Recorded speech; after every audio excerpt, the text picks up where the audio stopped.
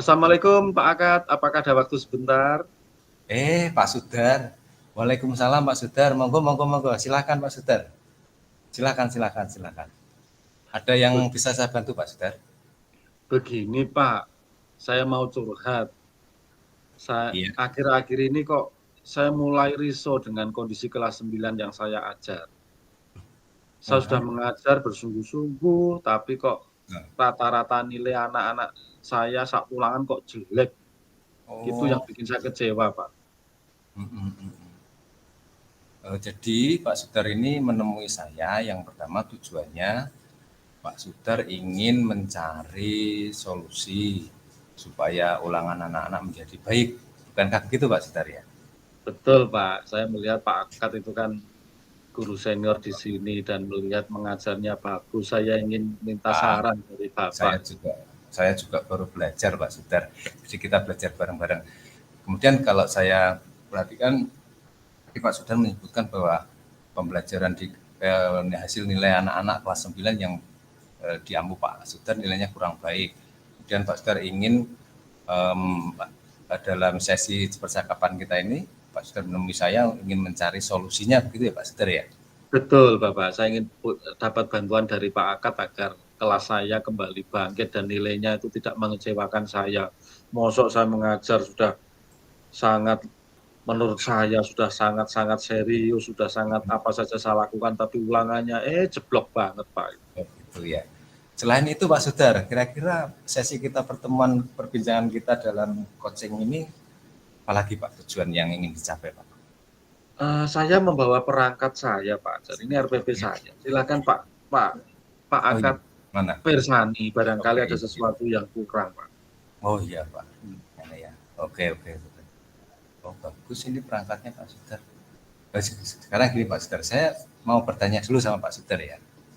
Kira-kira Pak Sudar, model pembelajaran apa yang sudah Pak Sudar laksanakan selama ini Pak Sudar?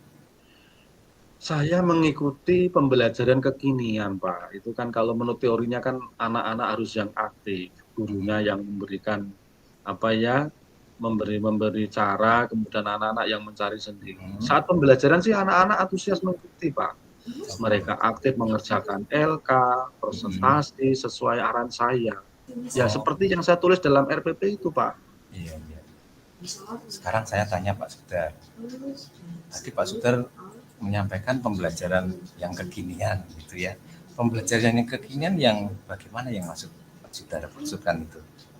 Ya, maksud saya yang seperti diminta oleh pemerintah itu, anak-anak yang aktif, kita hanya memberi fasilitas kepada Hmm. mereka agar mereka mencari tahu ilmunya sendiri.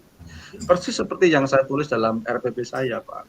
Tapi ketika ulangan ini loh, Pak, ketika ulangan ini yang membuat saya gemes itu kok nilainya selalu di bawah KKN rata-ratanya.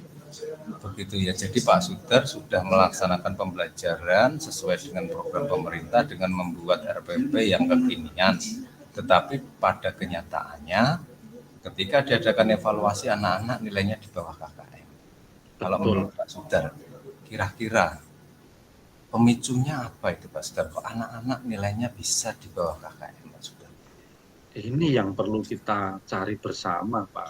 Padahal ulangannya juga tidak jauh beda dengan latihan soal saya. Semua latihan itu sudah kita bahas tuntas bersama Ya. dengan anak-anak dan ada kecukupan waktu juga untuk tanya jawab gitu. Tapi faktanya masih jauh dari harapan, Pak. Oh begitu ya Pak Sudar ya. Sekarang saya tanya lagi, Pak Sudar tentunya kecewa dengan hasil ulangan yang seperti itu Pak. Pak Sudar sekarang apakah Pak Sudar itu sudah membuat sebuah alat evaluasi yang kira-kira bisa merangkum, bisa merekam kemampuan anak-anak itu Pak Sudar? Saya sih kalau bikin alat evaluasi ya yang saya lihat ya RPP saya, Pak. Kira-kira Pak bikin soal begitu. Misalkan tujuan pembelajaran 1, 2 itu ada 5 soal, kemudian berikutnya dan seterusnya, kemudian saya gandakan, Pak. Lalu Iya. ya saya ujikan ke kelas saya, gitu, Pak. Oke. Nah, kejadiannya sefaktanya seperti itu. Sebenarnya Pak Sudar, Pak Akad mau tanya, kira-kira kondisi ideal yang Pak Sudar harapkan itu seperti apa terhadap nilai anak-anak itu, Pak Sudar?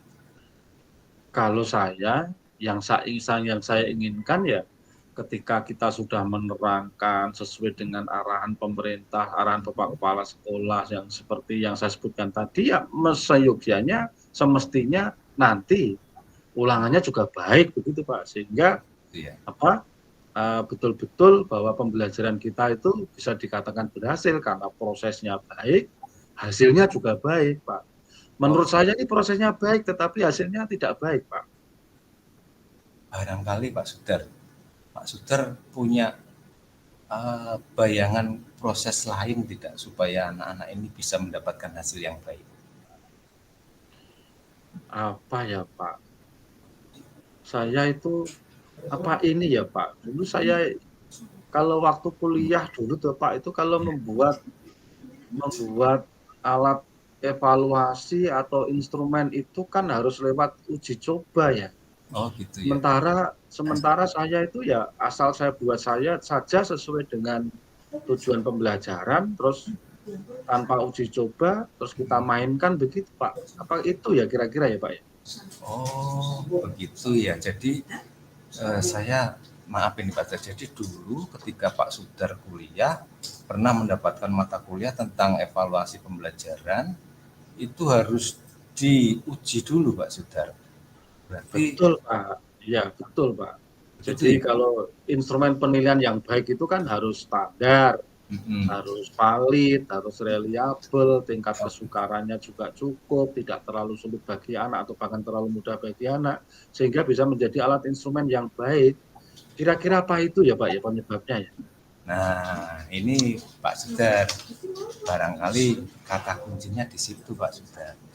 Pak Sudar, kira-kira selain itu Pak Sudar, ada lagi enggak model-model evaluasi yang mungkin bisa mendukung supaya anak-anak bisa mendapatkan hasil yang baik Pak Sudar? Selain uji coba yang tidak saya lakukan, kelihatannya saya juga jarang sekali atau bahkan tidak pernah berkonsultasi dengan teman-teman di MGMP saya Pak, yang mungkin bisa membantu saya. Berarti Pak Sudar ini panjenengan sudah menemukan 2 formula Pak Sudar. Kira-kira Pak Sudar akan memulainya kapan Pak Sudar? 2 formula itu tadi Pak. Kalau memang benar masalahnya adalah dari instrumen saya Pak, maka ya mulai bab yang akan datang Pak, karena yang bab ini kan sudah lewat. Jadi bab yang akan datang, soal saya akan saya uji coba dulu sehingga saya tahu hasil validitasnya, reliabilitasnya, tahu juga daya pembeda soalnya, tahu tingkat kesulitannya, dan selain itu akan saya konsultasikan pada Pak Eka senior di Mapel IPA Pak. Kira-kira begitu Pak rencana saya. Bagaimana menurut Pak Akad kalau seperti itu? Wah luar biasa Pak Sudar, ini panjenengan semakin hebat Pak Sudar. Terus Pak Sudar, tadi Pak Sudar menyampaikan nanti akan juga melibatkan Pak Eka Pak Sudar. Selain Pak Eka Pak Sudar, barangkali Pak Sudar memiliki cermin atau gambaran guru lain yang bisa menjadikan Pak Sudar untuk berkolaborasi untuk meningkatkan perencanaan Pak Sudar ini. Kalau saya ya memandangnya Pak Eka Pak. Jadi ini yang paling senior di tempat di MGMP IPA bersama saya gitu Pak. Begitu ya Pak Sudar. Jadi nanti Pak Sudar akan berkolaborasi dengan Pak Eka dan Pak Sudar akan merencanakan sebuah instrumen alat evaluasi yang sudah divalidasi dulu begitu Pak Eka ya, kurang lebih seperti itu ya.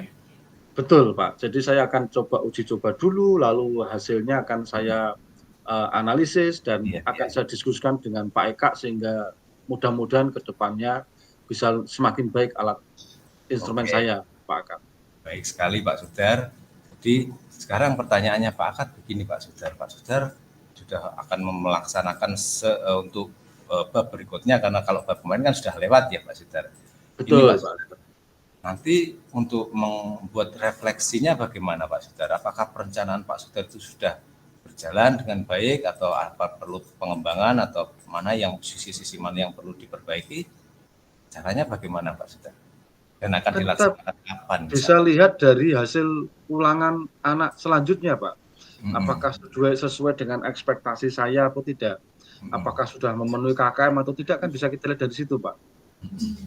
Jadi Pak Sudar akan melaksanakan evaluasi atau melaksanakan refleksi dari rencana yang sudah Pak Sudar laksanakan. Gitu. Nanti kira-kira refleksinya kapan itu Pak Sudar?